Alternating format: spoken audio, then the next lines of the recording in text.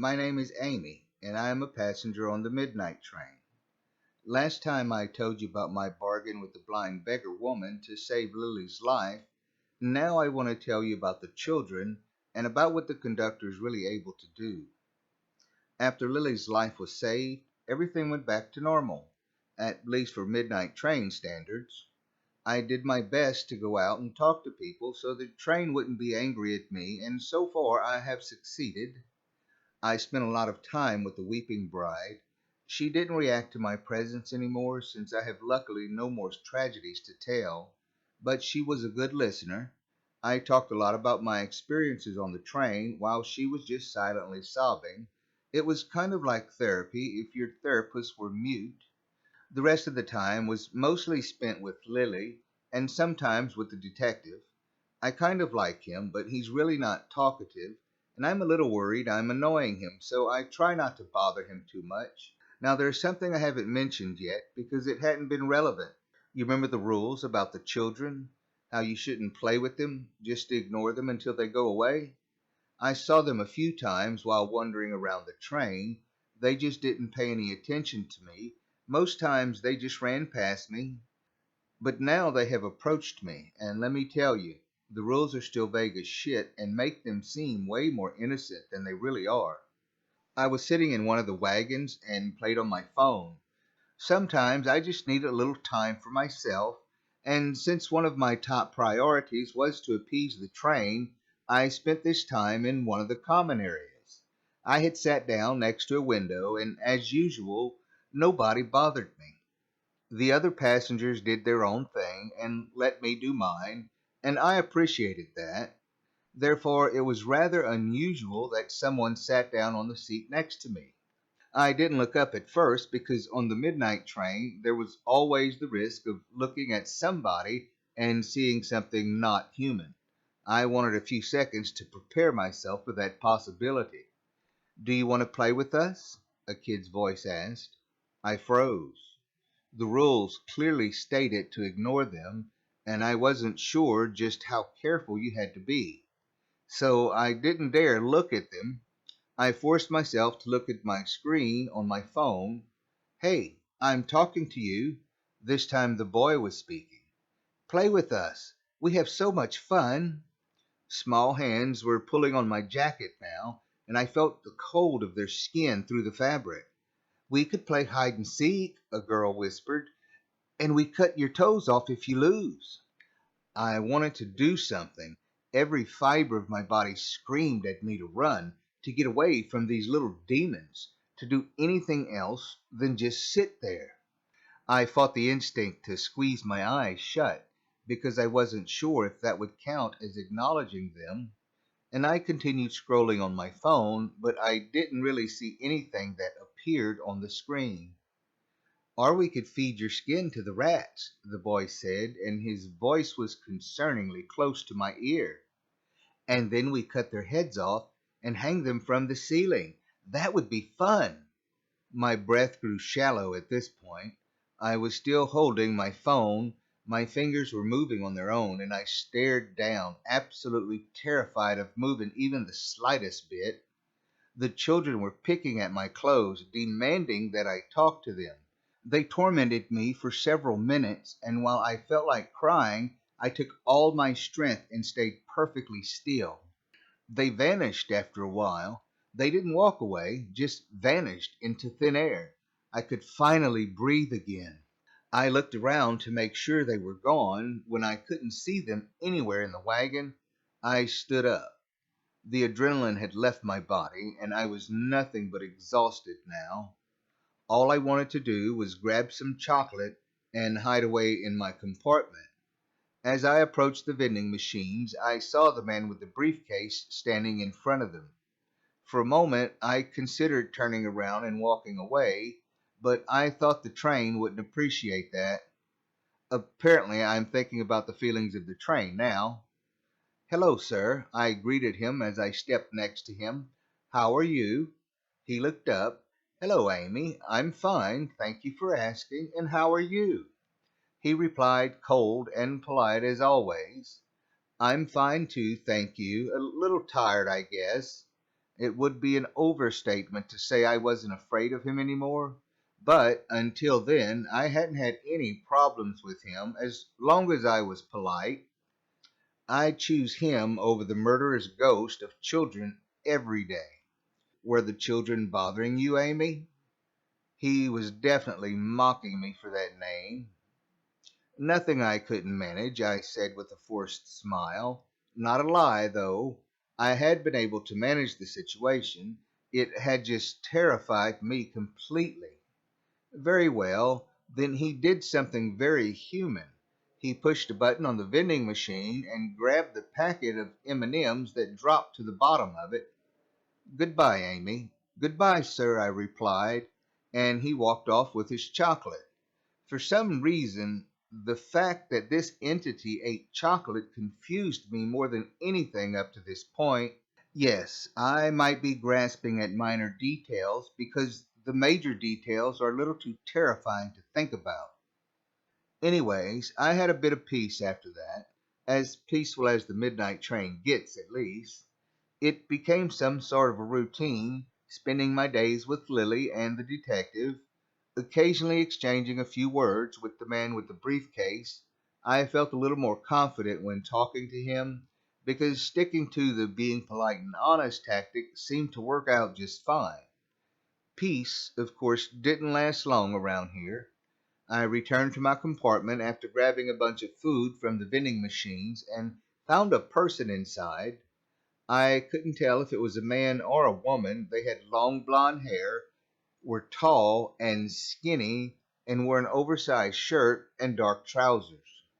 Nice to meet you, they said with a bright smile. I'm your roommate for the journey. Can I have your name? I froze, still halfway in the door, the false roommate. The rules gave no information about what they would do to me, but if someone asked for my name in that particular manner, it had to be bad news. I don't know much about Fae, but I know that they steal your name and it gives them power over you. And I know that even chosen names have power. I stared at the person in front of me, looked into their bright blue eyes. I wanted to tell them my name. My real name. I opened my mouth, and the word was almost said before I stopped myself. I dug my fingernails deep into my arms so the pain would keep me focused. For a couple of seconds, I just stood still and tried to collect my thoughts. It didn't work. I felt like lightning was striking through my brain, ripping every coherent thought apart. The mere presence of this person was distracting me. They were the focal point of the room while everything else was just shifting. I did the only thing I could. I dropped my things, turned, and ran. Finding the conductor wasn't particularly difficult. He walked towards me as soon as I had left the compartment. I ran up to him, my head still spinning. I tried to explain that I needed his help. There was someone in my compartment, and I needed him to get rid of them. The conductor didn't seem surprised. He just nodded and asked me to lead the way. It wasn't far, yet my heart was racing as we got closer. The door was still open because I hadn't bothered closing it, and I saw the person as soon as I approached. They were smiling at me, and I felt nauseous again. The world around me was breaking apart and piecing itself together again at the same time. The conductor stepped beside me and put a hand on my shoulder. You should leave now, ma'am, he told me. I will take care of this. I nodded, thanked him a few times, and turned to walk away. I'm not sure what made me turn around. Maybe the same reason you look at a car crash. It's terrible and it scares you, but you just can't manage to look away. Maybe that's why I turned and looked into the compartment. The conductor was taller than before. His body was lanky and thin. Leathery skin stretched over his bones. I couldn't see his face, but I saw his long, bony fingers that ended in sharp claws. The other person's pretty face was distorted into a grimace, eyes burning red and fangs flashing. I ran, no more freezing or staring. I turned and ran while someone behind me screamed like a banshee. But I didn't look back again. I left the wagon and slammed the door shut behind me. I had to talk to someone, anyone. It didn't matter much as long as it distracted my mind from what was happening in my compartment. I walked through the wagons searching for Lily or the detective, but I couldn't find either of them. It was already getting late. Lily was probably back in her compartment, and honestly, who knew where entities like the detective went when they didn't want to be found? Who I could find, on the other hand, was the man with the briefcase. Now, that might be the part where you call me dumb, or suicidal, or insane. I saw him sitting next to one of the windows, and as always, he was alone. I'd actually never seen him talk to anybody other than me. The people were scared of him, and of course they had perfectly good reason to be, but I was stupid enough to feel sorry for him. Now that I'm typing this, I guess I understand. Familiarity breeds recklessness. That's what he said to me. I have become familiar with him over the last few days, and now I'm not afraid of him as I used to be. I'm becoming careless around him. But that's not the kind of realization you have after witnessing two literal monsters fight in front of you. Thoughts like this are reserved for the silence of the night, when you have time to reconsider the actions you took that day. At that moment, I didn't consider any of this. I went over to the vending machines, grabbed 2 packs of M&Ms, and walked up to the man with the briefcase. "Good evening, sir." I greeted him and showed him the chocolate I'd purchased. "Would you like some?" He stared at me, pale blue eyes piercing right through me, then nodded and took one of the packs from me. "Thank you very much, Amy. Would you like to sit down?" I thanked him for the invitation and sat down next to him, opened my chocolate, and asked him how he was doing. He replied that he was fine, repeated the question, and nodded when I told him I was fine as well. "What do you want, Amy?" he then asked.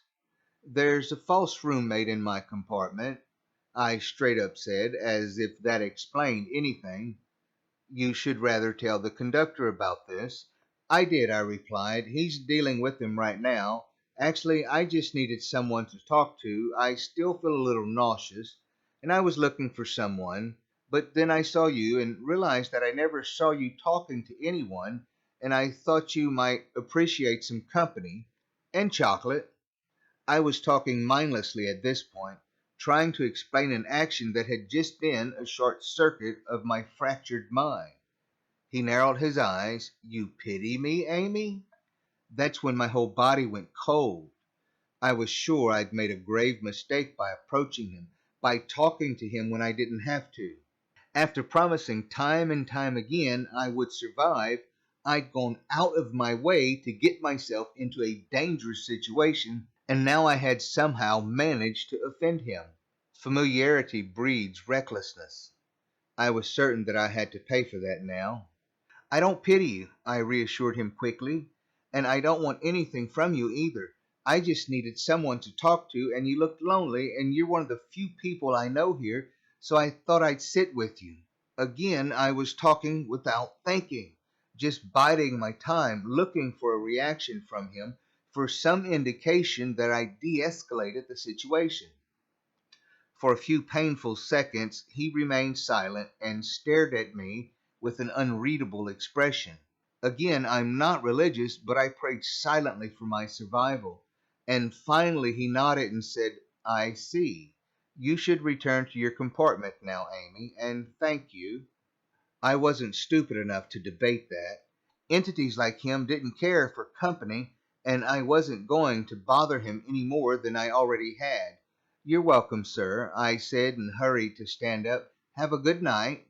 He wished me the same, and I forced myself to smile at him one last time before I made my way back to my compartment, careful not to run, but not exactly relaxed either. The compartment was empty when I returned. At first glance, were no remains of the false roommate to be seen. Only as I lay down in my bed, I noticed the specks of blood on the blanket. I assume that particular roommate won't be a problem anymore. I considered looking for the conductor and thanking him, but it was already past midnight and I didn't want to risk meeting the hunter. There was still something clawing at my door every night. There was still the prey begging me to let them in. I haven't met the hunter since my first night, and honestly, I'm glad about it. He doesn't seem outright malicious, not like the roommate, but he scares me nonetheless. Anyways, I'm glad that the situation with the false roommate is resolved, but I'm still afraid. I fear my conversation with the man with the briefcase will have consequences, that it was a grave mistake I'll have to pay the price for. I can't sleep. I remember the man he has killed, and now I'm afraid he'll do the same to me, that he hasn't forgiven me, that my blood will soon feed the train. That's all I could tell you for now. I will update you if I survive this night and all the nights to come until the midnight train reaches my destination. Until then, be careful who you talk to. Your life could depend on it.